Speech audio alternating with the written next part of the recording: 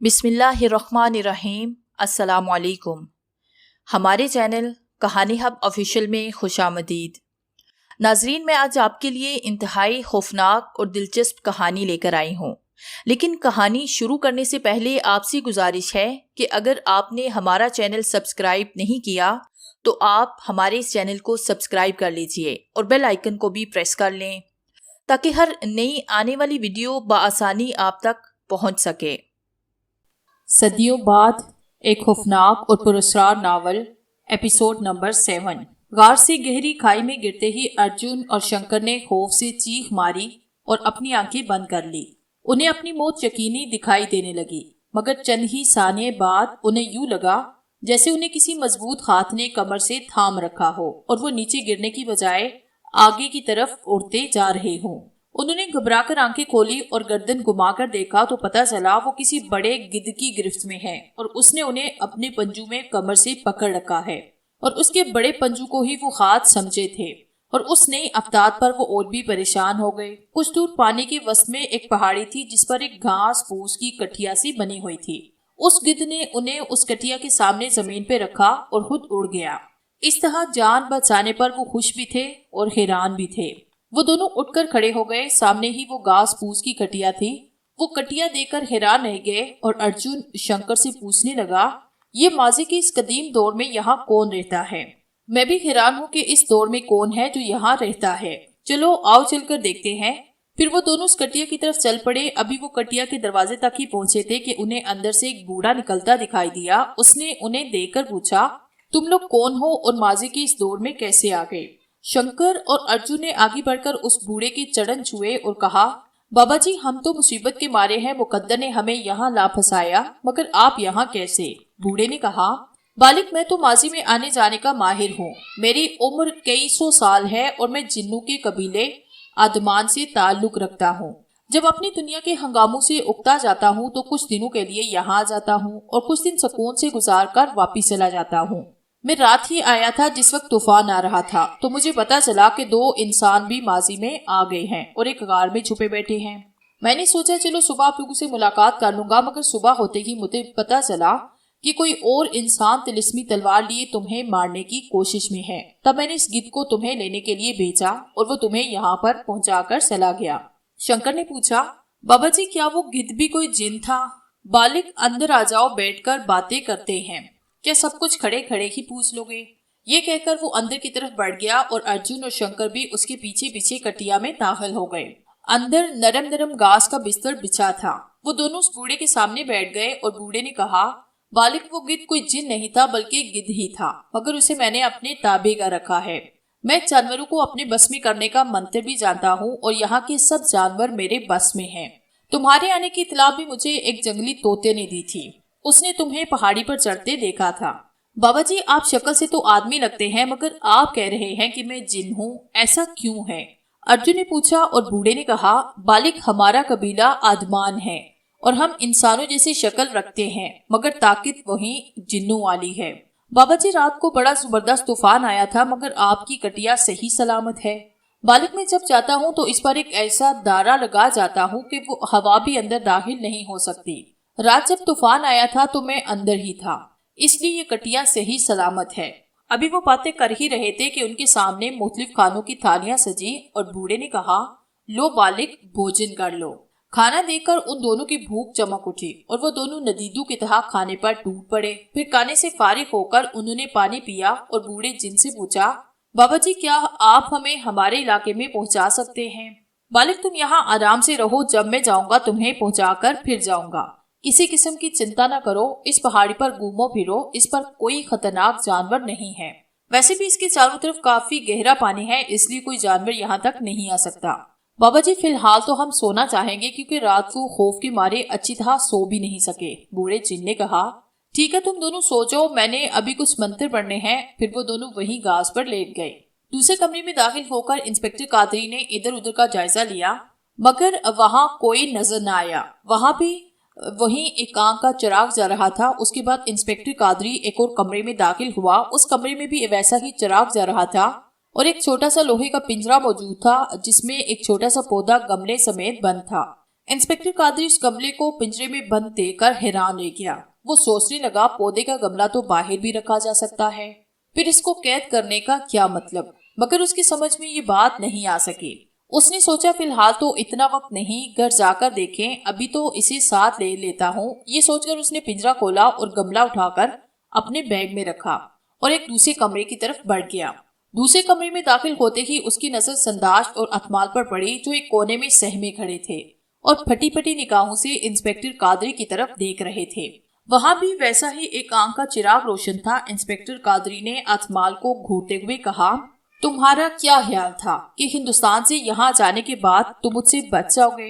अतमाल ने खरखराती आवाज में कहा, मैं तुम्हारे इलाके में नहीं रहता, फिर तुम मुझे पकड़ने क्यों आए हो? तुमने जिस औरत को मारा वो मेरी बहन थी। मेरी बहन का खून करके भी तुम पूछ रहे हो कि मैं तुम्हें पकड़ने क्यों आया हूँ? अतमाल थर थर कांपने लगा और संदाश की तरफ देखने लगा। संदाश ने अतमाल को अपनी तरफ देखते हुए देखकर अंदाजा लगाया कि अतमाल मदद चाहता है। इसलिए संदाश ने इंस्पेक्टर से कहा, आका सामरी ने इसे मेरी हिफाजत में दिया है, तुम इसे मेरे होते हुए नहीं ले जा सकते, मगर तुम्हारे मरने के बाद तो ले जा सकता हूँ।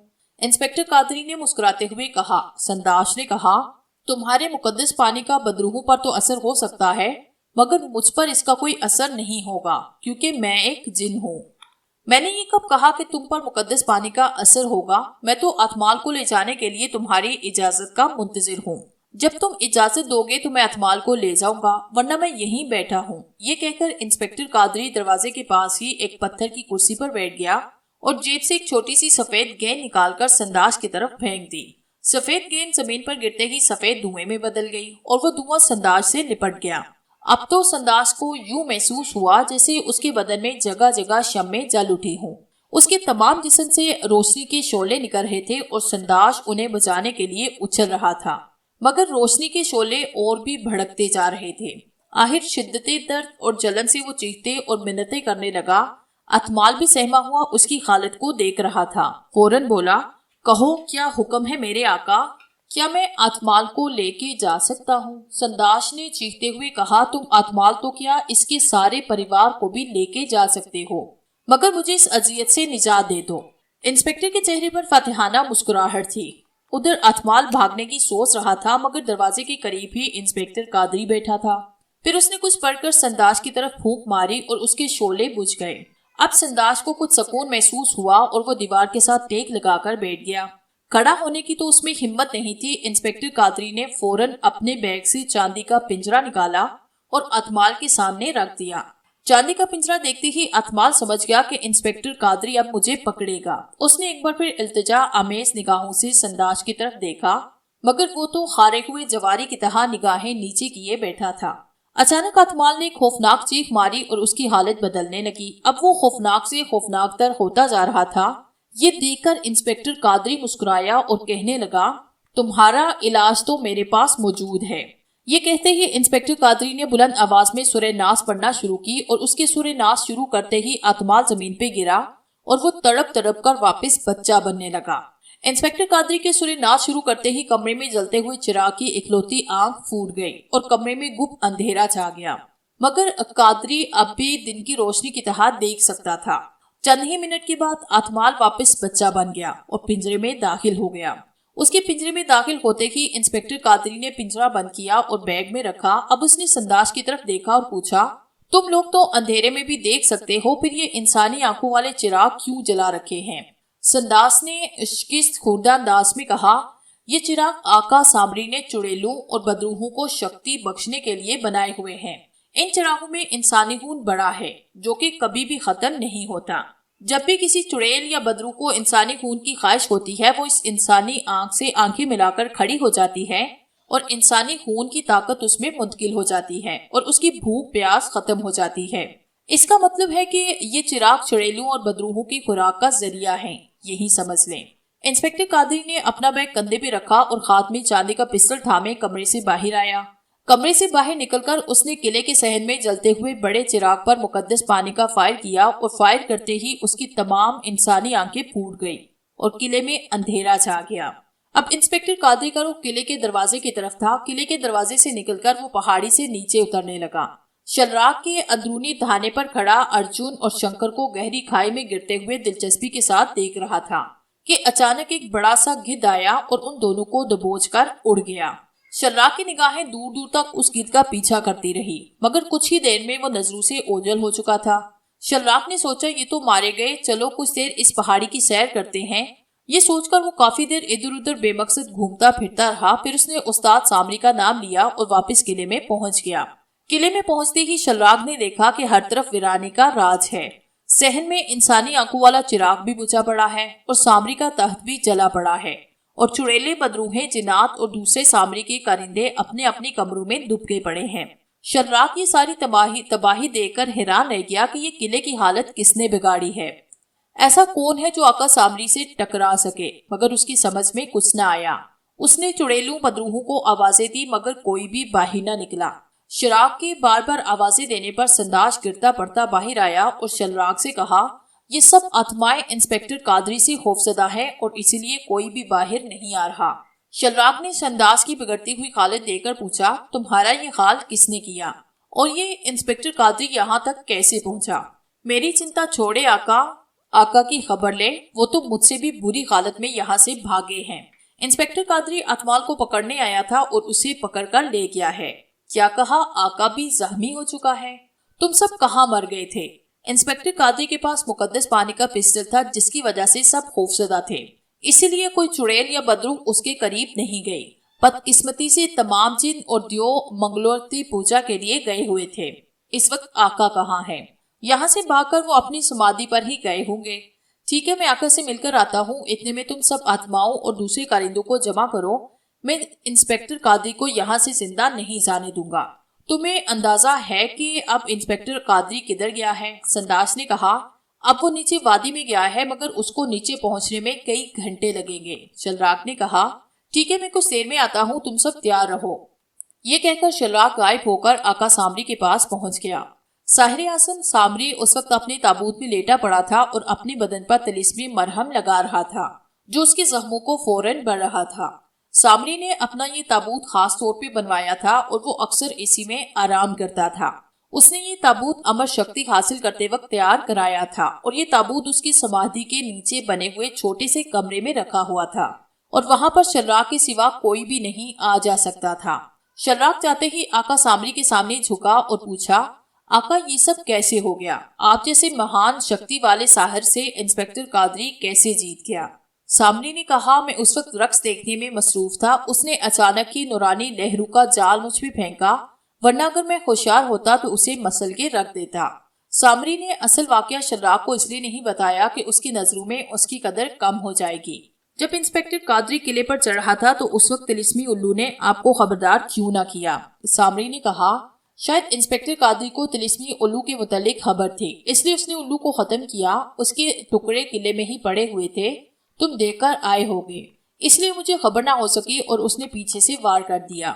आका आप आराम करें, कुछ ही देर के बाद इंस्पेक्टर कादरी की गर्दन आपके कदमों में होगी। मैं संदास को कहकर आया हूँ, वो सब चुड़ैलू, बूतू, बदरूहों और हमारे दूसरे परिंदे जमा कर रहा है।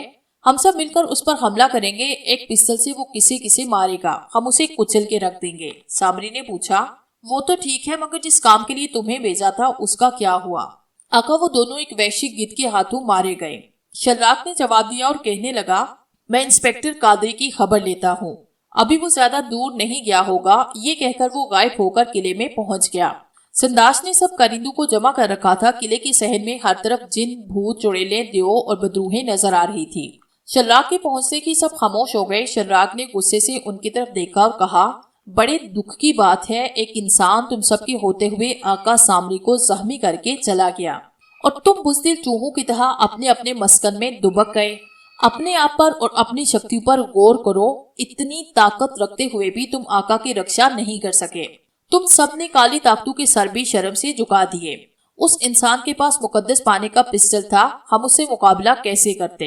एक पिस्टल से वो किस किस को मारता? बेवकूफो, अगर तुम्हें जरा से भी अकल होती तो तुम सब मिलकर उस पर हमला करते।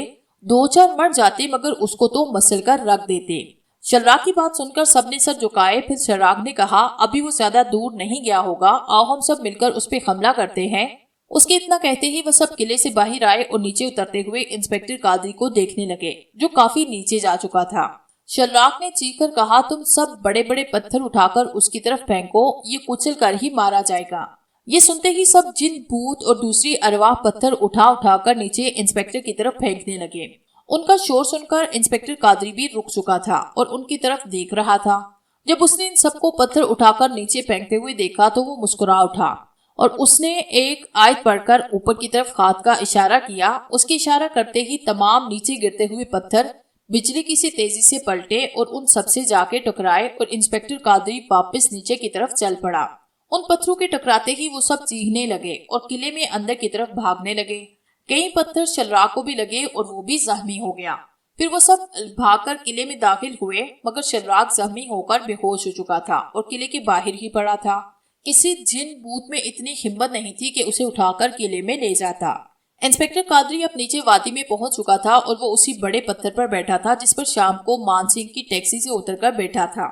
अब सुबह हो रही थी। उसने वादी के पानी में वजू किया और नमाज़े फजर अदा की।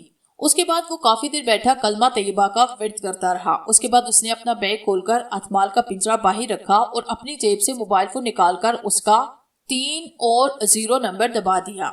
0 और 3 का हिस्सा दबाते ही मालूमात देने वाली सामग्री उसके सामने हाजिर थी। उसने आते ही पूछा, क्या हुक्म है मेरे आका? कादरी ने कहा, ये अतमाल का पिंजरा ले जाओ, इसकी खास हिफाजत करना। मैं तुमसे अपने मुल्क में पहुंचकर इसे ले लूंगा, क्योंकि मैं इसको जहाज में अपने साथ नहीं ले सकता। ठीक है मेरे आका, सामरी ने कहा और पिंजरा उठाकर गायब हो गई। उसके गायब होते ही इंस्पेक्टर कादरी ने अपने बैग की जेब से बिस्कुटों का पैकेट निकाला और उसे खोलकर आहिस्ता आहिस्ता बिस्किट खाने लगा। अब काफी दिन निकल आया था। इंस्पेक्टर कादरी ने अपनी घड़ी पर नजर डाली। सुबह के 9 बज रहे थे, मगर उसने मान सिंह को तो 12 बजे आने का वक्त दिया था। अभी उसके पास 3 घंटे बाकी थे। उसने बिस्किट खाकर पानी पिया और हाथ मुंह धोने लगा ताकि नींद का गलबा दूर हो सके, क्योंकि वो सारी रात का जागा हुआ था और वादी की ठंडी हवाएं उस पर नींद तारी कर रही थी। अभी वो हाथ मुंह धोकर फारिग ही हुआ था कि मान सिंह टैक्सी लेकर पहुंचा। उसके मान सिंह को गाड़ी से उतरते देखकर पूछा, तुम बड़ी जल्दी आ गए हो, खैरियत तो है ना?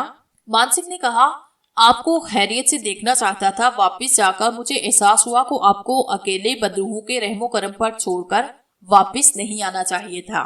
तमाम रात आपकी खैरियत की दुआ मांगता रहा और फिर जल्द ही चल पड़ा। अब आपको देखा तो दिल को कुछ सुकून मिला। आप वाकई महान आदमी हैं जो रात को बदरूहों में रहकर वापस आ गए, वरना किले में जाने वाला तो दिन की रोशनी में भी वापस नहीं आ सकता। इंस्पेक्टर कादरी ने पूछा, तुम्हें कैसे मालूम हुआ कि मैं किले में गया था? मान सिंह ने मुस्कुराते हुए कहा, आपको अकेला छोड़कर मुझे दुख हो रहा था, इसलिए मैं कुछ दूर जाकर वापिस आ गया। इस वक्त अंधेरा फैल चुका था और अब काफी बुलंदी पर एक सफेद से ख्योले की तरह नजर आ रहे थे। मैं खौफजदा होकर वापस चला गया। फिर उसने इंस्पेक्टर कादरी का बैग गाड़ी में रखा और इंस्पेक्टर कादरी टैक्सी की पिछली सीट पर लेट गया। अब वो काफी थकन महसूस कर रहा था और फिर गाड़ी वापस चल पड़ी और इंस्पेक्टर कादरी नींद की आगोश में चला गया। अर्जुन और शंकर सोकर उठे तो शाम हो चुकी थी और बूढ़ा जिन भी वापिस आ चुका था।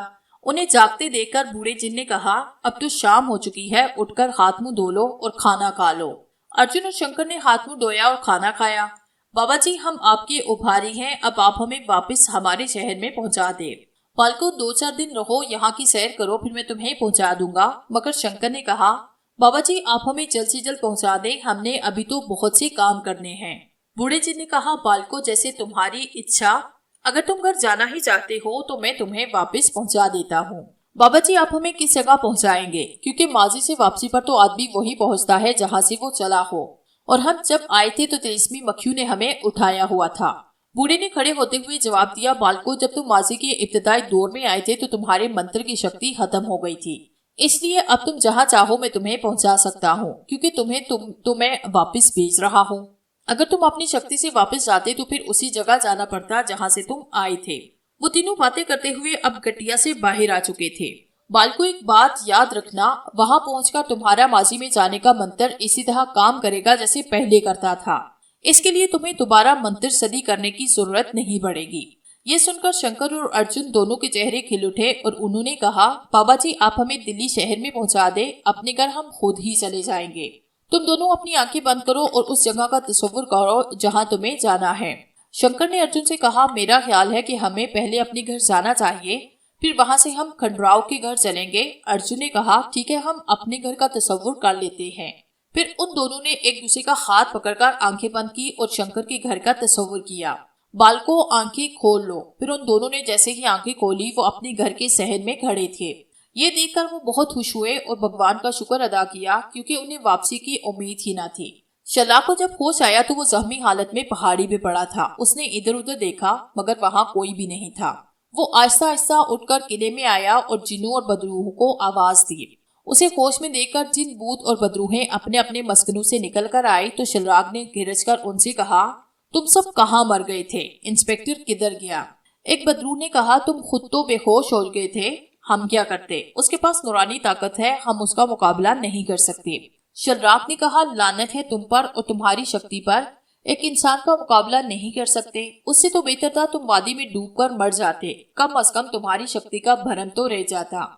एक ढांचे ने कड़कड़ाते हुए कहा, मरे हुए तो हम पहले ही हैं, अब क्या सीधे नरक में पहुंचाओगे? अगर इतने ही बलवान हो तो उससे मुकाबला खुद करो, हमें आका से कहकर मुक्ति दे दो। हम तो संसार में भी धक्के खा रहे थे, मरने के बाद तुम्हारी गालियां सुननी पड़ रही हैं।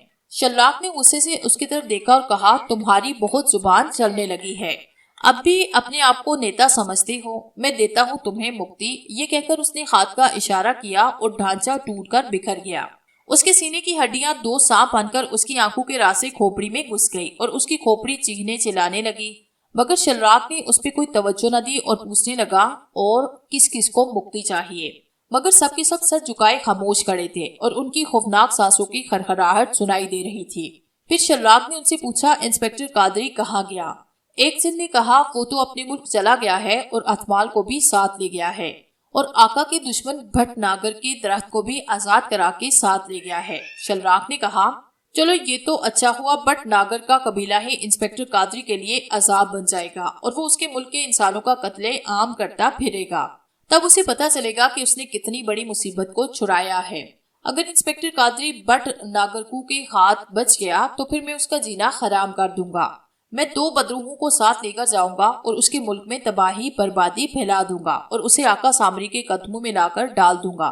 फिर उसने सब बदरूहों, जिन्नों और भूतों को कहा, अब तो मैं तुम्हें शुमार करता हूँ, मगर फिर कभी कोई इंसान किले में दाखिल हुआ तो तुम्हें सख्त सजा दूंगा।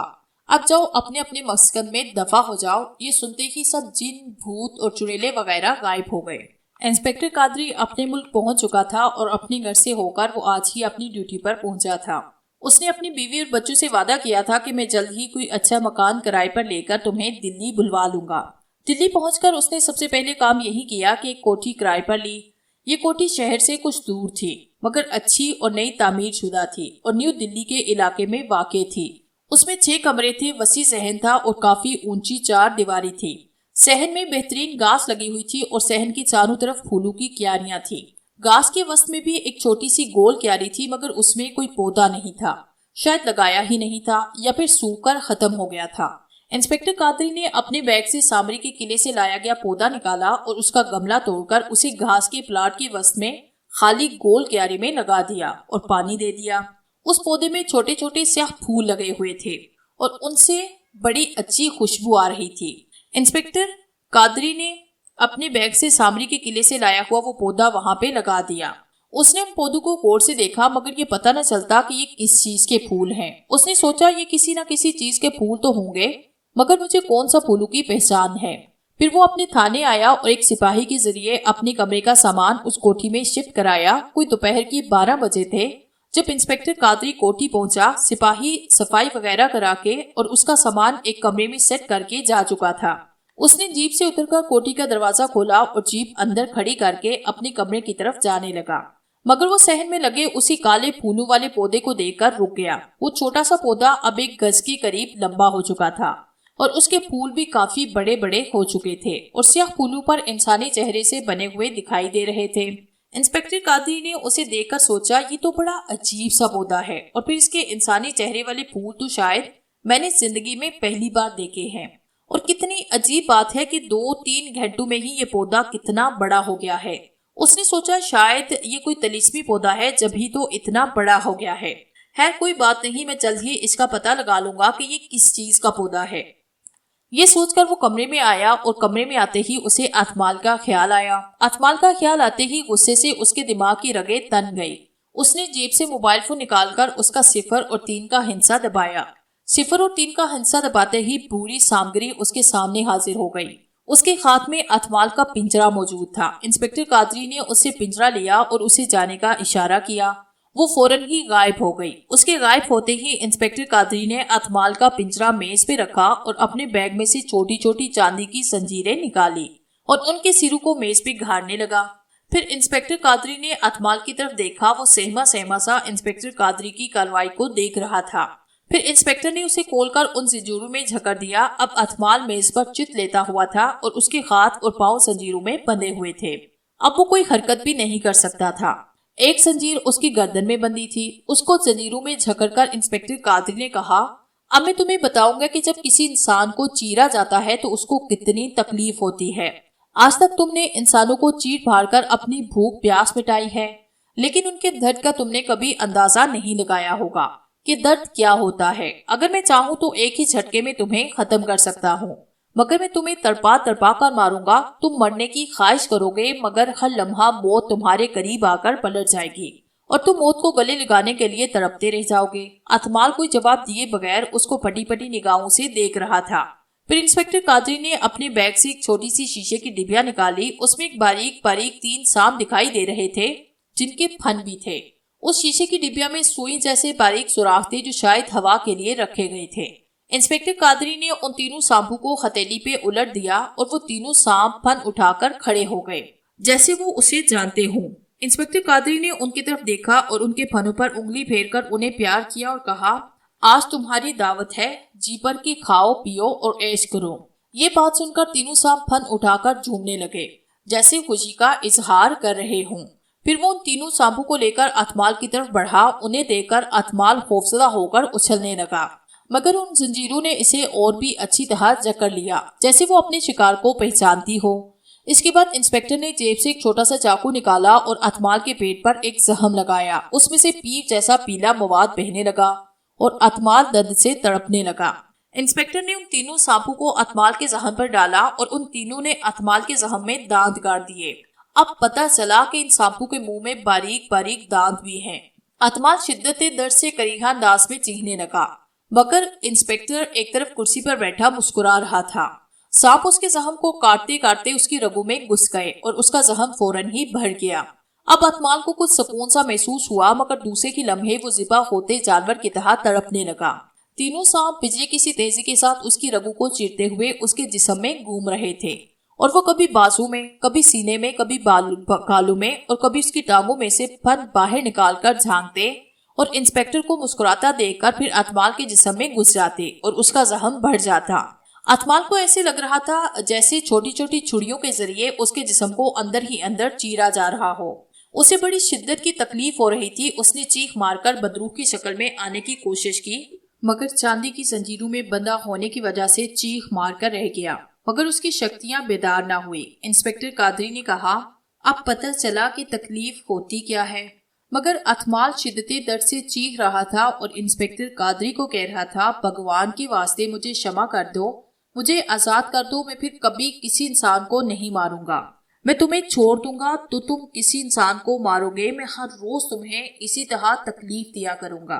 वो तीनों सांप अब भी अतमाल के जिस्म में उछलते कूदते फिर रहे थे और अतमाल करीहा चीखें मार रहा था।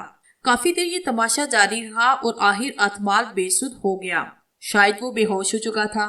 फिर इंस्पेक्टर ने एक महसूस सीटी बजाई और तीनों सांप हैरत अंगेज तौर पर अतमाल के जिस्म से निकलकर मेज पर उतरे और इंस्पेक्टर कादरी की तरफ बढ़ गए। इंस्पेक्टर कादरी ने वही शीशे की डिबिया उनके आगे रखी और वो तीनों सांप सर झुकाए सुधाए हुए सांपों की तरह उस डिबिया में उतर गए। इंस्पेक्टर कादरी ने डिबिया बंद करके जेब में रखी और अतमाल को खोलकर चांदी के पिंजरे में फेंका और ताला लगाकर चाबी जेब में रखी और कुछ देर आराम की गर्ज से बेड पर लेट गया।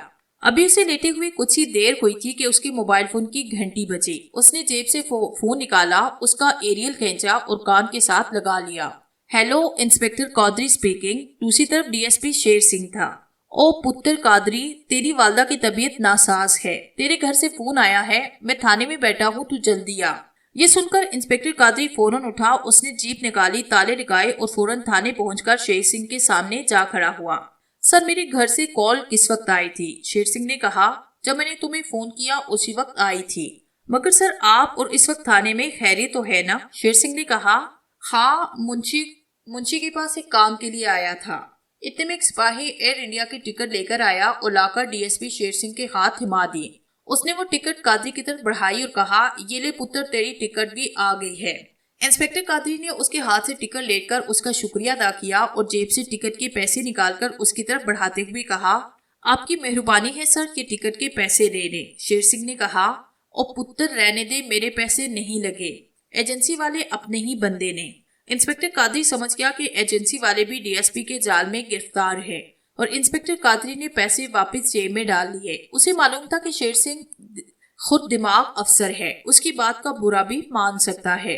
अर्जुन और शंकर ने अपने घर पहुंचते ही स्नान करके अपनी हालत संवारी और फिर नाश्ता करके घर से निकल खड़े हुए।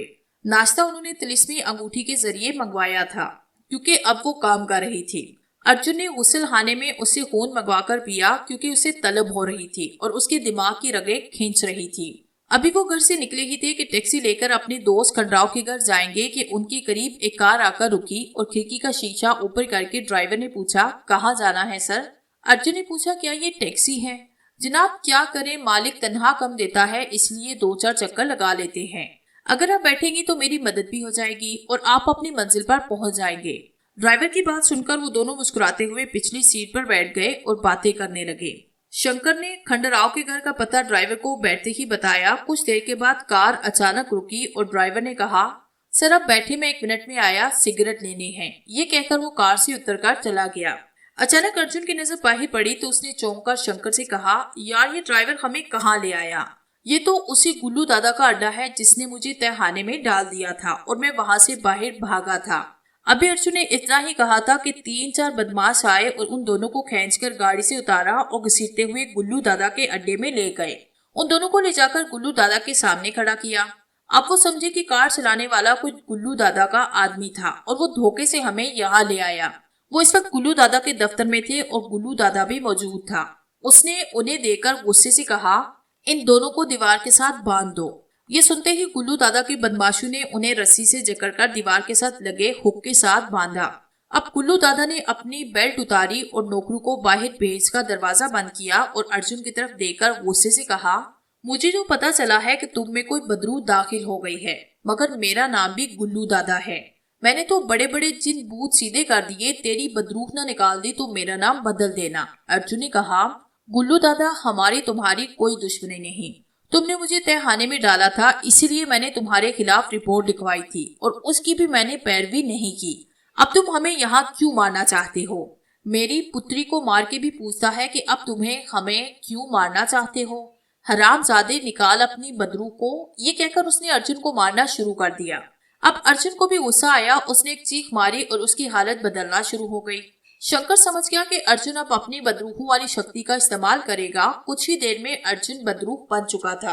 अर्जुन ने बदरूह बनते ही रस्सियां तोली और गुल्लू दादा का एक हाथ गला पकड़कर ऊपर उठाया। गुल्लू दादा के हलक से आवाज भी न निकली और उसकी आंखें उबल पड़ी। वो चंद सेकंड अर्जुन के हाथों में तड़पा और फिर साकित हो गया। अर्जुन ने उसको एक तरफ फेंक दिया। अब अर्जुन का गुस्सा ठंडा हुआ और वो अपनी असल हालत में आया। अब उसे देखकर कोई ये नहीं कह सकता था कि ये वही खौफनाक बदरू है जिसने कुछ ही देर पहले गुल्लू दादा को गला दबा के मारा। शंकर ने एक नजर गुल्लू दादा को देखा और अर्जुन से कहा, ये तो मर चुका है, अब बाहर निकलने की कोशिश करो वरना मारे जाएंगे। अर्जुन ने कहा, आओ मेरे साथ। और फिर वो राहदारी की तरफ खुलने वाला दरवाजा खोलकर गुल्लू दादा के घर की राहदारी में आ गया। शंकर भी उसके पीछे था। गुल्लू दादा के घर में कोई नहीं था। वो आराम से गुल्लू दादा के घर का बिरोनी दरवाजा खोलकर बाहर आए और फौरन एक टैक्सी रोककर खंडराव के घर रवाना हो गए। खंडराव उन्हें देखकर बहुत खुश हुआ और कहने लगा, मुझे मालूम था कि तुम जल्द ही वापिस आओगे, क्योंकि मैंने मालूम कर लिया था कि तुम माजी के इब्तदाई दौर में चले गए और एक बूढ़े जिन की मदद से जल्द ही वापिस आ जाओगे। शंकर ने कहा, यार जब तुम्हें पता लग गया था कि हम माजी में फंस गए हैं तो तुमने किसी न किसी तरह हमारी मदद क्यों ना की? मदद तो मैं जब करता कि तुम्हारी वापसी का पता न लगता। जब मुझे पता लग गया तो मैं मुतमिन होकर तुम्हारे काम में लग गया। तुम्हारे पासपोर्ट और वीजे भी 1-2 रोज तक मिल जाएंगे। शंकर ने उसे बताया कि इनसे गुल्लू दादा का खून हो गया है, इसलिए उन्हें यहाँ एक एक मिनट भारी लग रहा है। वो जल्द ही ये शहर छोड़ देना चाहते हैं। फिर उसने गुल्लू दादा के कत्ल की तफसील बताई तो खंडूराव ने कहा, तुम्हें अब बाहर निकलने की जरूरत नहीं, कुछ दिन यहीं रहो, जब हालात पुरसुकून हो जाएंगे तो चले जाना। अब तो मैंने ऐसे इंतजामात भी कर लिए हैं कि इंस्पेक्टर कादरी भी तुम्हें यहाँ से नहीं ले जा सकता।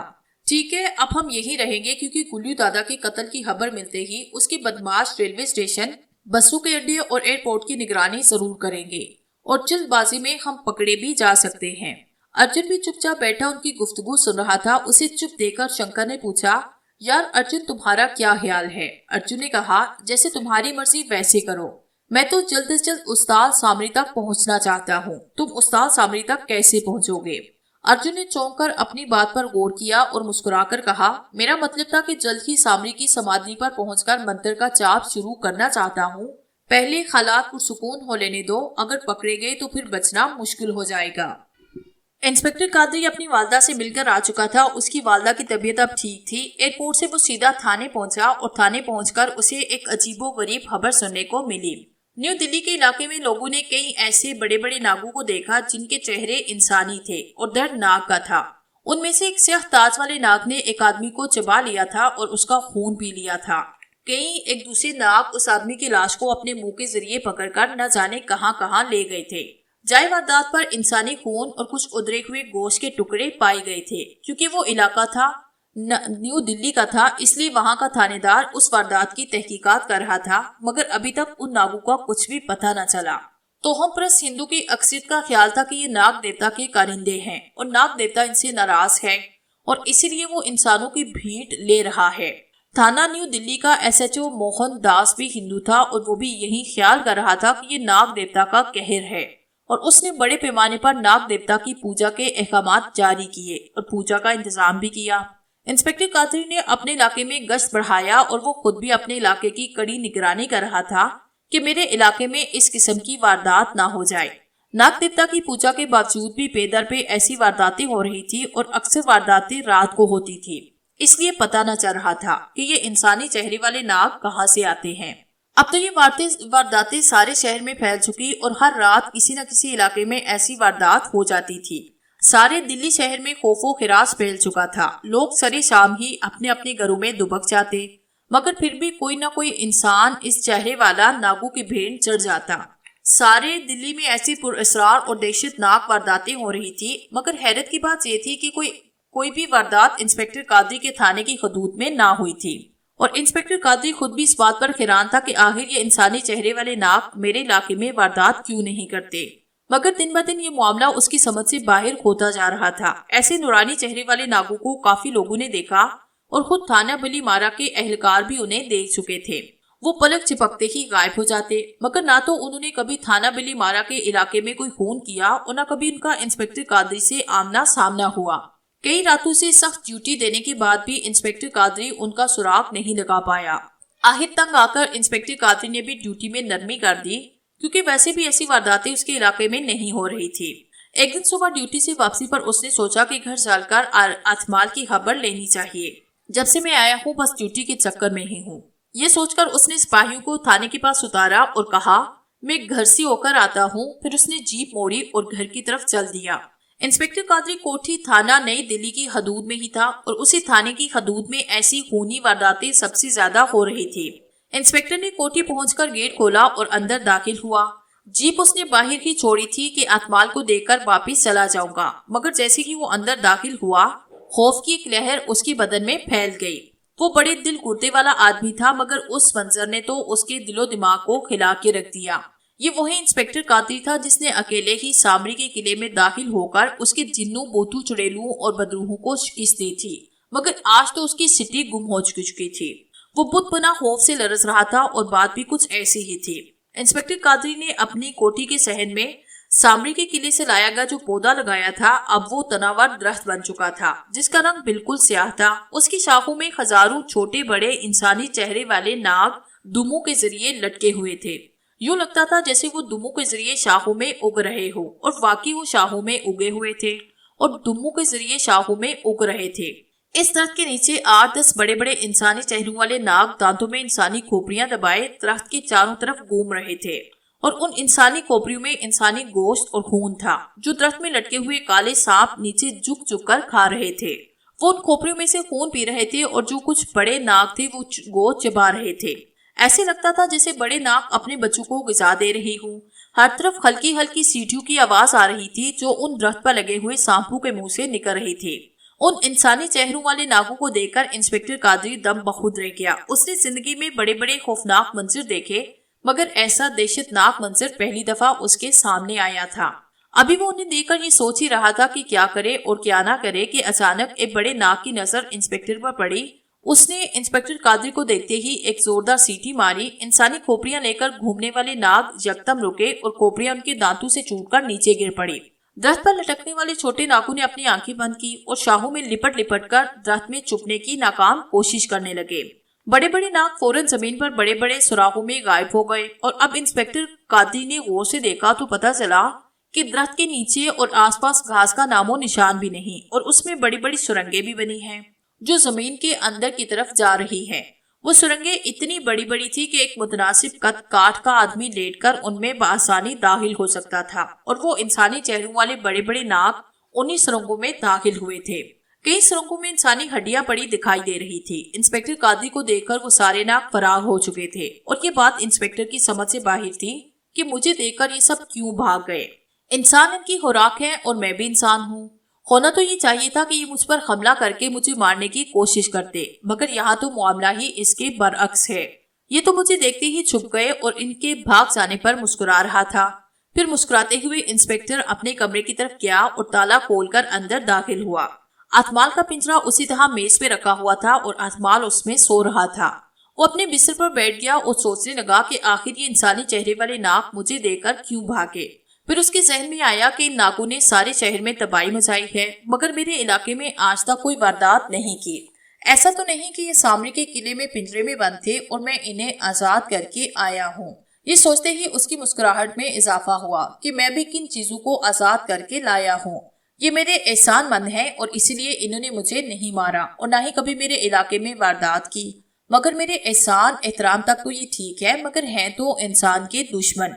इनका जिंदा रहना इंसानों की मौत है इसलिए इन्हें या तो वापस कैद कर देना चाहिए या फिर खत्म कर देना चाहिए। ये सोचकर वो उठा और कमरे को ताला लगाकर बाहर आया। नाग अभी तक सुरंगों में छुपे हुए थे और नागों के छोटे छोटे बच्चे शाहों में से छुप छुप कर इंस्पेक्टर कादरी को देख रहे थे। इंस्पेक्टर उनकी तरफ देखकर मुस्कुराया और फिर गेट खोलकर बाहर से ताला लगाकर अपनी जेब में आ बैठा। अब उसका रुख थाने की तरफ था। गुल्लू दादा को कत्ल हुए भी कई रोज हो चुके थे मगर इंसानी चेहरे वाले नागों की वारदातों की वजह से इस केस में किसी ने दिलचस्पी न ली और न ही किसी मौसर तरीके से तफ्तीश की गई। इसलिए गुल्लू दादा के कत्ल का सुराग नहीं लग सका और न ही गुल्लू दादा के आदमी ने पुलिस को बताया कि हमने अर्जुन और शंकर को पकड़ लिया था और वहीं इसे मारकर फरार हुए हैं। गुल्लू दादा के आदमी तो अपने तौर पर इन दोनों को तलाश करते भी रहे थे मगर उनका कोई पता न चल सका। इंस्पेक्टर थाने पहुंच चुका था और नाश्ता कर रहा था और साथ ही साथ इन इंसानी चेहरे वाले नागों को खत्म करने के तरीके सोच रहा था मगर उसकी समझ में कोई तरीका नहीं आ रहा था। इतने में डीएसपी शेर सिंह उसके कमरे में दाखिल हुआ और पूछने लगा, पुत्र कादरी अब तेरी माजिदा क्या हाल है। इंस्पेक्टर कादरी उसे देखते ही उठ खड़ा हुआ और कहा, सर अब तो वो काफी ठीक है, कुछ हाथ प्रॉब्लम थी मगर इलाज हो रहा है। उसे उठता देखकर शेर सिंह ने कहा, बैठ जा पुत्र, नाश्ता कर ले फिर बातें करेंगे। सर मैं नाश्ता कर चुका हूँ, अब हुक्म करे कैसे तकलीफ की। ये कहकर उसने घंटी बजाई। फौरन ही एक सिपाही आया। इंस्पेक्टर कादरी ने उसे बर्तन उठाने के लिए कहा और खुद कॉलर के पानी से हाथ धोने लगा।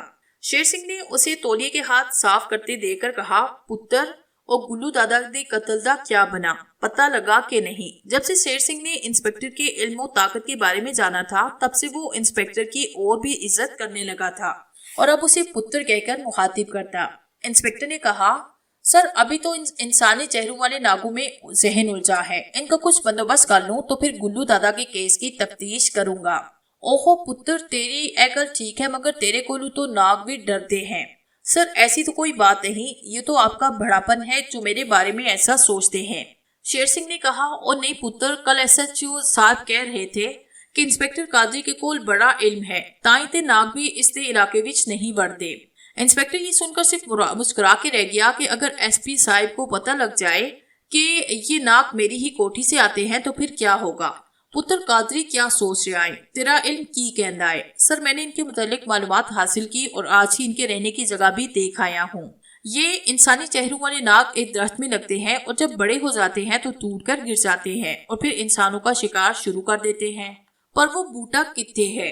न्यू दिल्ली के इलाके में। और पुत्र जे ए गल है तो किसी और कोच से तो वो कभी नहीं विश्वास करेगा। सर आप तो जानते हैं कि नई दिल्ली में मैंने कोठी किराए पर ली। मुझे अपने इल्म से पता था कि इस कोठी में किसी जिन ने इंसानी चेहरों वाले नागों का पौधा लगाया है और वो इन नागों पर कोई अमल करना चाहता है। मैंने इसलिए वो कोठी किराए पर ली ताकि उस पौधे और उस जिन को खत्म कर सकूं। मगर अचानक मेरी वालदा साहिबा की तबीयत नासाज हो गई और मैं अपने घर किलकते चला गया। मेरे जाने के 2 दिन बाद ही वो पौधा इस जिन ने मंत्र के जरिए एक तनावर दरख्त में तब्दील कर लिया और उस इंसानी चेहरों वाले नागों पर हिसार कायम कर लिया। हिसार कायम करके उसने उन पर अमल शुरू कर दिया जो किसी वजह से टूट गया। इन नागों ने उस जिन को खत्म किया और खुद आजाद हो गए। अब वही नाग इंसानी खून और गोश्त को अपनी गिजा के तौर पर इस्तेमाल करते हैं और इसीलिए इंसानों पर हमला करते हैं। ये कहानी इंस्पेक्टर कादरी ने इसलिए गढ़ी थी ताकि पुलिस डिपार्टमेंट को नागों की जगह भी पता चल जाए और पुलिस डिपार्टमेंट ये शक भी न करे कि मेरा इन नागों से कोई ताल्लुक है।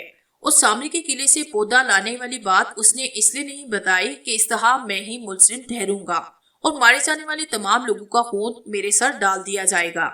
इंस्पेक्टर कादरी की बात सुनकर शेर सिंह ने पूछा, पर ए तेरे इलाके में वारदाता क्यों नहीं कर दे? इंस्पेक्टर इस सवाल पर एकदम घबराया मगर दूसरे ही लम्हे वो समझ गया। उसने कहा, सर मैंने बड़ी मुश्किल से अपने थाने की हदूद पर एक हिसार कायम किया। वो इसीलिए इंसानी चेहरे वाले नाग मेरे थाने की हदूद में दाखिल नहीं होते और ना ही वो आएंगे और ना ही वारदात करेंगे। अब उन्हें खत्म करने लिए क्या सोचा है? सर अभी तो मैं सोच रहा हूँ कि क्या करना चाहिए। और पुत्र सोचना की है उस दरख्त नू अग लगा देते हैं, सारे सब खुद सड़ जाएंगे। नहीं सर मेरे ख्याल में ये तरीका मुनासिब नहीं। इस तरह तो बच जाने वाले नाग अपने बच्चों की मौत का बदला लेने के लिए पागल हो जाएंगे और सारे शहर में फैलकर आफत मचा देंगे। फिर आप किस किस को मारेंगे? मैं आपको ऐसा कोई कदम उठाने का मशवरा नहीं दूंगा। ठीक है पुत्र जो तेरी मर्जी, मैं कार चला। हाँ शेर सिंह उठकर चला गया। शेर सिंह के जाने के बाद इंस्पेक्टर कादरी सोचने लगा कि ये किस किस्म का पौधा था जिसे मैं सामरी के किले से आजाद करके लाया हूँ। शायद सामरी ने इसे कैद करके रखा हुआ था। अगर 2-4 ऐसे पौधे और लगा दिए जाएं तो मेरे ख्याल में सारे शहर के लिए काफी हैं। अचानक इंस्पेक्टर के जहन में आया कि इन नागों के चेहरे इंसानों जैसे ही हैं। हो सकता है कि वो बोल भी सकते हो। उनसे बातचीत करके देखनी चाहिए। हो सकता है उनकी बातचीत मेरी समझ में आ जाए। ये सोचकर इंस्पेक्टर ने अपनी जीप निकाली और अपने घर की तरफ चल दिया। अपने घर पहुंचकर उसे मालूम हुआ कि पुलिस ने उसके घर को चारों तरफ से घेर रखा है और बैरूनी गेट का दरवाजा तोड़कर गेट खोल दिया है। उस रथ पर पेट्रोल छिड़ककर आग लगा दी गई है और छोटे छोटे सांप आग में जा रहे हैं। ये देखते ही वो आगे बढ़ा और आग लगाने वाले सिपाहियों को वहां से हटाने लगा और कहने लगा, इन नागों को मत जलाओ वरना तुम भी मारे जाओगे। मगर किसी ने उसकी एक भी न सुनी। इंस्पेक्टर कादरी ने इधर उधर देखा। डीएसपी शेर सिंह और थाना न्यू दिल्ली के एसएचओ मोहन सिंह और एक तरफ खड़े हंस रहे थे। इंस्पेक्टर उनकी तरफ बढ़ा और कहा, सर ये सब क्या है? इस तरह तो नाग और भी खतरनाक हो जाएंगे। और पुत्र तुम चिंता न कर, ये सारे मारे जाएंगे। इंस्पेक्टर कादरी परेशानी से इधर उधर टह रहा था और गुस्से से उसके चेहरे पर कराहती छाई हुई थी। हालांकि वो एक खुशशक्ल इंसान था, उसे रह रहकर अपने आप पर गुस्सा भी आ रहा था कि उसने शेर सिंह को ये बात बताई क्यों। शेर सिंह की हर डरने की वजह से एक बार अथमाल एक सिपाही का खून करके फरार हो चुका था, मगर आज फिर एक राज की बात शेर सिंह को बताकर नुकसान उठाया था, क्योंकि वो जानता था कि दरख्त के नीचे बने सुरंगों में नाग मौजूद हैं जो मुश्तल होकर इंसानों के दुश्मन हो जाएंगे और बड़े पैमाने पर इंसान मारे जाएंगे। शेर सिंह या मोहनदास का क्या बिगड़ेगा? ये लोग तो सिर्फ नंबर बनाने में लगे रहते हैं।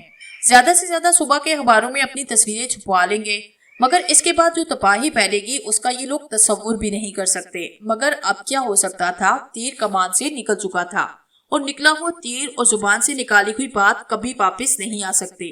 देखते ही देखते सारा दरख्त आग की लपेट में आ गया। जहाँ जहाँ से दरख्त चल रहा था वहीं से खून टपक रहा था। छोटे छोटे झुलसते हुए सांपों की सीटीनुमा चीखें अजीब सी दहशत फैला रही थी। हर तरफ इंसानी खून और सांपों के जलने की बू फैली हुई थी। एक अजीब सी सरान उठ रही थी और वहां खड़ा भी नहीं हुआ जा रहा था। इंस्पेक्टर कादरी अपनी जीप में बैठा और वहां से चल दिया। उसका दिल वहां से उचाट हो चुका था। वो काफी देर बेमकसद दिल्ली की सड़कों पर जीप फिराता रहा और फिर थक हार कर एक रेस्टोरेंट में जा बैठा।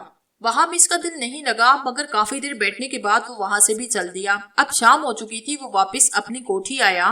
सब लोग जा चुके थे। बिरोनी गेट वैसे ही बंद था। उसने गेट खोला और जीप अंदर खड़ी करके गेट बंद किया और दरख्त का जायजा लिया। दरख्त तकरीबन सारा जल चुका था। उस पर मरे हुए सांप लटके हुए थे।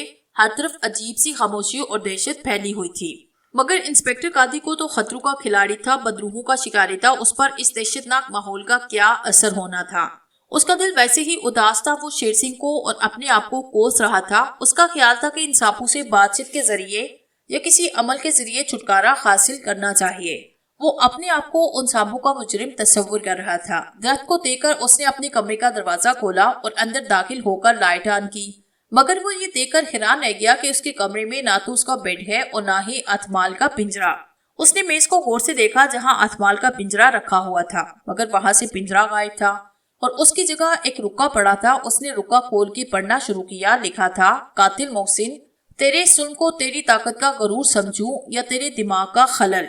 शेर सिंह को हमारा पता बताने की क्या जरूरत थी। अगर मुझे और मेरे कबीले को मरवाना ही चाहते थे तो हमें सामरी के किले में ही मार देते। यहाँ लाने की क्या जरूरत थी। दियार गैर में लाकर हमें मरवाकर तुम्हें क्या मिला। तुम्हारी तो तरक्की भी नहीं हो सकी। अगर तो हमें अपने हाथों से मारता तो हमें मरने का दुख न होता। तुम्हारी तरक्की हो जाती और मैं ये समझ लेती कि हमें मारकर चलो तुम्हें कोई फायदा हुआ। हमें यहाँ लाकर जालिम इंसानों के हवाले करने वाले बेदर्द इंसान, तू क्या समझता है कि इन मासूम बच्चों की मौत के बाद तू बेचैन से रह सकेगा? नहीं कादरी नहीं, इन मासूम बच्चों की चीखें तुम्हें सोने नहीं देंगी। जब तू हमें यहाँ से लाया था तो तेरी पूजा करने को दिल करता था, मगर अब दिल करता है कि तुम्हें भी इसी तरह तड़पा तड़पा के मारूं जिस तरह तूने ये मासूम बच्चे मरवाए हैं। ना ही तुम शेर सिंह को बताते और ना ही ये सब मारे जाते। इंसानों का कत्ल तो हमारी चंद रोजा मजबूरी थी। उसके बाद जब हमारा पूरा कबीला इस दर्द में से आजाद हो जाता तो फिर हमें किसी इंसान को मारने की जरूरत ही ना रहती। वैसे भी हमने जिनको लोगों को मारा वो तो बड़े बड़े कातिल थे और जो कानून से बचे हुए थे। अपने कबीले की आजादी के बाद हम तो तेरा शहर छोड़ने का इरादा ही रखते थे, मगर जालिम मोहसिन, तूने तो हमें दुनिया ही छोड़ने पे मजबूर कर दिया। मैं चाहूँ तो तुम्हें खत्म करा सकती हूँ, मगर नहीं, मैं और मेरा कबीला अब भी तेरे एहसानमंद है।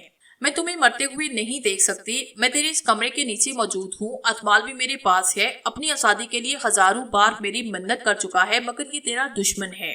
इसे चमगादड़ आजाद कराने की कोशिश में थी, मगर इसे हमने अपने पास रख लिया ताकि ये भाग न सके। अब तो एक ही ख्वाहिश है, मौत की ख्वाहिश। आओ और अपने मोहसिन हाथों से मुझे खत्म कर दो, ताकि मरने के बाद भी मेरी आत्मा तेरे मोहसिन हाथों का लम्स महसूस करती रहे और मैं सुकून में रहूं। तुम ये सोच रही होगे कि मैं तुम्हारी जबान कैसे जानती हूँ। ये सुर स्याही से खत कैसे लिख दिया। मुझ में और मेरे कबीले में ये खासियत है कि हम जहाँ भी चले जाएं वहाँ की जुबान बोलने और समझने लगते हैं। और ये खत सुर स्याही से नहीं बल्कि इन जलाए गए बच्चों के खून से लिखा है, जिनकी मौत के तुम जिम्मेदार हो। तुम्हारे हाथों मौत की ख्वाहिशमंद, तुम्हें देवता मानने वाली तुम्हारी अपनी जरदाश। ये खत पढ़कर इंस्पेक्टर कादरी बच्चों की तरह फूट फूट कर रोने लगा। उसे तो पहले ही इन सांपों के मारे जाने का दुख था, मगर इस खत ने सोने पे सुहागे का काम किया और बेइख्तियार इंस्पेक्टर कादरी की आंखों से आंसू बहने लगे। वो काफी देर तक रोता रहा। जब रो रोकर कुछ दिल हल्का हुआ तो उसने सोचा कि वाकई मैं ही इन सांपों की मौत का जिम्मेदार हूँ। मुझे अपने आप को इनके हवाले कर देना चाहिए। मुझे भी जीने का कोई हक नहीं। ये सोचकर उसने कमरे में इधर उधर का जायजा लिया कि शायद इस कमरे के नीचे जाने का कोई रास्ता हो, मगर कोई भी रास्ता नजर न आया। वो कमरे से बाहर आया। सहन में कई बड़े बड़े इंसानी चेहरों वाले नाग नजर आ रहे थे, जो अफसुर्दगी से उस जले हुए दरख्त को देख रहे थे। उनकी आंखों से आंसू बह रहे थे। इंस्पेक्टर बेख्तियार उनकी तरफ बढ़ा। अब खौफ नाम की कोई चीज उसके जहन में नहीं थी। वो आगे बढ़कर उन रोते हुए नागों के पास आ बैठा और उनके सर पर हाथ फेरने लगा और फिर फटते गम से उनसे लिपटकर एक बार फिर रो पड़ा। वो नाग भी उसके गले लगकर रोने लगे। मैं तुम्हारा मुजरिम हूँ। तुम्हारे बच्चे मेरी ही गलती की वजह से मरे हैं। न मैं शेर सिंह को बताता और ना ही तुम मारे जाते। आका, इसमें आपका कसूर नहीं। आप तो उन लोगों को उस वक्त भी रोक रहे थे जब वो हमारे बच्चों को जला रहे थे। मैं उन लोगों को जिंदा नहीं छोड़ूंगा जिन्होंने हमारे साथ ये जुल्म किया। अब आप हमें इंतकाम लेने से मत रोकना और ना ही हमारे रास्ते में आना। ठीक है, तुम अपना इंतकाम ले सकते हो, मैं तुम्हें मना नहीं करूंगा। मैंने मोहनदास और शेर सिंह को कह दिया था कि ऐसा मत करो वरना तुम सब मारे जाओगे। लेकिन एक मिन्नत में अब मैं भी क्या करूं कि बेगुनाह शहरी को मत मारना, सिर्फ अपने दुश्मनों से इंतकाम लेना। ठीक है आका, आपके हुक्म पर अमल होगा। जरताश कहाँ है? इंस्पेक्टर ने पूछा। नाग ने सामने एक सुरंग की तरफ इशारा करके कहा, वो वहां सुरंग में। इंस्पेक्टर कातिल ने देखा वो काफी बड़ी सुरंग थी जिसमें वो घुटनों और कोहनियों के बल लेटकर आसानी से अंदर जा सकता था। उसने अल्लाह का नाम लिया और उस सुरंग में लेटकर कोहनियों के बल आहिस्ता आहिस्ता अंदर जाने लगा। सुरंग खत्म होते ही वो एक कमरे में था। यूं लगता था जैसे मट्टी काट कर कमरा बनाया गया हो। नीचे फर्श भी मट्टी ही का था। एक तरफ उसका अपना बेड बिछा हुआ था और अथमाल का पिंजरा उस बेड के नीचे रखा था। इंस्पेक्टर कातिल उठकर खड़ा हुआ। कमरे में एक बल्ब भी रोशन था जो शायद उसके ऊपर के कमरे से लिया गया था, क्योंकि बल्ब की तार छत में से एक सुराख के जरिए आती नजर आ रही थी। इंस्पेक्टर कादरी की नजर खड़े होते ही बेड पर पड़ी और उसका सांस ऊपर का ऊपर और नीचे का नीचे रह गया। उसके सामने ही जरताश लेटी थी। उसका मुंह दूसरी तरफ था और बल्ब की रोशनी में उसका बदन चांदी की तरह चमक रहा था। वो बिल्कुल बढ़ना थी और बिलाशुबा उसे देखकर पत्थर की मूर्ति को भी गुमान होता। अगर उसमें सांसों की हरकत नजर आती तो इंस्पेक्टर भी उसे संगे मरमर का बुत ही समझता। वो रो रही थी और हिचकियां ले रही थी। इंस्पेक्टर कादरी ने उसे आहिस्ता से पुकारा, जरताश, और वो चौंक कर सीधी हो गई। इंस्पेक्टर कादरी की तरफ देखने लगी। इंस्पेक्टर कादरी भी उसकी भीगी हुई आंखों में खोया। बिलाशुबा वो हुस्न का शाहकार थी। इंस्पेक्टर कादरी की ख्वाबो ख्याल में भी नहीं था कि जरताश इतनी हसीन होगी। वो साकितो जामिद खड़ा था। उसकी नजरें उस पैकरे हुस्न का तवाफ कर रही थी। उसके सीने के जीरो बम किसी क़यामत से कम न थे। उसकी हर चीज चिढ़ती हुई सांस के साथ साथ इंस्पेक्टर कादरी को अपनी सांसें चलती महसूस हो रही थी। इंस्पेक्टर कादरी को सख्ते की हालत में खड़े देखकर सरताश उठी और दौड़कर उसके सीने से लग गई और फिर रोने लगी। उसके गर्म जिस्म से टकराते ही इंस्पेक्टर कादरी को जैसे होश आया। उसने जरताश को अपने से अलग करके बेड पे बिठाया और उसकी आंखों से आंसू साफ करते हुए कहा, मैं तुम्हारा मुजरिम हूँ। तुम जो चाहो मुझे सजा दे सकती हो। मैं तुम्हारी आंखों में आंसू नहीं देख सकता। तुम अपने कबीले की मौत का इंतकाम मुझसे ले सकती हो। जरताश ने कहा, देवताओं की पूजा की जाती है, उन्हें सजा नहीं दी जा सकती। दुख तो इस बात का है कि इस दुनिया में अब मैं अकेली रह गई हूँ। मेरे कबीले के 4-5 बुजुर्ग बच्चे हैं और वो भी अपने कबीले के कातलों से इंतकाम लेने चले गए। शायद उनमें से भी कोई जिंदा न रहे। अब मेरा क्या होगा? मुझे कौन सहारा देगा? मुझ अकेली देकर सामने मुझे पकड़वा लेगा। मेरे होते हुए तुम्हें कोई नहीं देख सकता। कादरी ने उसे हौसला दिया, मगर सामरी बहुत जालिम जादूगर है। वो मुझे किसी हाल में भी नहीं छोड़ेगा। मैं सामरी से निपटना जानता हूँ। उसकी बात मुझ पे छोड़ दो। पहले ये बताओ तुम्हारा लिबास कहाँ है? मेरे पास कपड़े नहीं है। कपड़े पहनाने हैं तो लाकर दे दे। ये कहकर उसने शर्माकर मुंह नीचे किया और इंस्पेक्टर कादरी को अपने दिल पर बिजलियां सी गिरती दिखाई दी। अच्छा, मैं चलता हूँ। कल तुम्हारे लिए कपड़े लेकर आऊंगा, फिर तफसील से बात करेंगे। फिलहाल तो ऊपर कमरे में मेरे कपड़े पहन लेना। ये कहकर इंस्पेक्टर उसी तरह कोहनियों के पास लेटकर वहां से निकल आया। अब वहां कोई नाग मौजूद नहीं था। इंस्पेक्टर कादरी ने अपने कमरे को ताला लगाने की बजाय खुला छोड़ा ताकि सरताश उसके कपड़े पहन ले। वैसे तो वो जानता था कि जब बंद कमरे से वो उसका बेड निकाल सकती है तो उसके लिए कपड़े निकालना कौन सा मुश्किल काम है, मगर फिर भी उसने ताला लगाना बेहतर समझा। शर्राक सामरी की समाधि के नीचे बने हुए तहखाने में सामरी के सामने सर झुकाए खड़ा था। सामरी ने उसे अभी कुछ देर पहले बुलाया था और सामरी उससे पूछ रहा था, तुम तो कहते थे कि रागा बिन मलयान और शंकर दोनों मारे जा चुके हैं, मगर मुझे पता चला है कि वो अपने शहर में पहुंच चुके हैं और किसी दूसरी जादूगर के तहखाने में छुपे हुए हैं। अगर वो गिद्ध का निशाना बन गए थे तो फिर वो कैसे बच गए? आका, ये बात मेरी समझ में नहीं आ रही कि वो दोनों किस तरह बच गए। मैंने तो अपनी आंखों से देखा था कि खूनहार गिद्ध उन दोनों को अपने पंजों में दबोच कर ले गया है। सामरी ने कहा, तो फिर वो जिंदा कैसे बचे? उन्होंने जरूर तुम्हें धोखा दिया। वो गिद्ध उन्हीं का कोई कारिंदा होगा। अब मेरे लिए क्या हुक्म है मेरे आका? तुम 2-3 बदरूहों को साथ ले जाओ और मेरे दुश्मन इंस्पेक्टर कादरी को सबक सिखाओ और रागा बिन मलयान और शंकर पर भी नजर रखो। वो मुझ तक ना पहुंचे। जब भी मौका मिले उन दोनों को खत्म कर दो। और मुझे पता चला है कि बट नागर की पुत्री जरताश आजाद हो गई है। उसे हर कीमत पर उठाकर मेरे पास ले आओ। एक बात याद रखो, तुम्हें बार बार मौका इसलिए दिया जा रहा है कि तुम मेरे पुराने खिदमतगार हो वरना तुम इस काबिल नहीं रहे कि तुमसे कोई रियायत की जाए। अब मैं कोई भी गलती पसंद नहीं करूंगा। आपकी दया है आका, मैं ही किसी लायक नहीं, वरना आपको शिकायत का मौका न मिलता। लेकिन अब मैं आपको शिकायत का मौका नहीं दूंगा। मैं तमाम काम निहायत होशियारी और मंसूबा बंदी के तहत पूरे करूंगा ताकि दुश्मनों को बचने का मौका ही न मिले। ये कहकर वो गायब हो गया।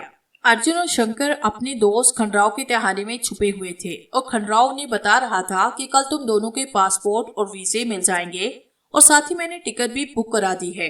पहले तुम्हें यहाँ से बम्बई जाना पड़ेगा और फिर दूसरी फ्लाइट से तुम मस्कत के लिए रवाना हो जाओगे, क्योंकि दिल्ली से कोई भी फ्लाइट बराह रास्त मस्कत नहीं जाती।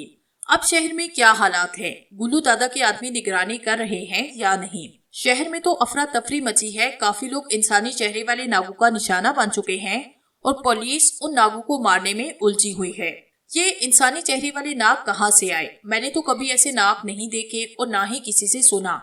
पुलिस और अखबार वालों के मुताबिक ये इंसानी चेहरे वाले नाग एक दरख्त की पैदावार है और पुलिस ने एक ऐसा दरख्त कल जलाया जिसमें सैकड़ों छोटे छोटे इंसानी चेहरों वाले नाग उगे हुए थे। ये तो बड़ी हैरत की बात है कि इंसान जैसे चेहरे वाले नाग एक दरख्त में से उग रहे हैं। मगर सबसे खतरनाक काम पुलिस वालों ने उस दरख्त को जला के किया, क्योंकि कुछ न कुछ ऐसे भी होंगे जो बड़े होकर दरख्त से टूट चुके होंगे। वो अपने साथियों का बदला जरूर लेंगे। ये तो वाकई बड़ी खतरनाक बात है। अगर ऐसा हो गया तो बहुत से बेगुनाह लोग मारे जाएंगे।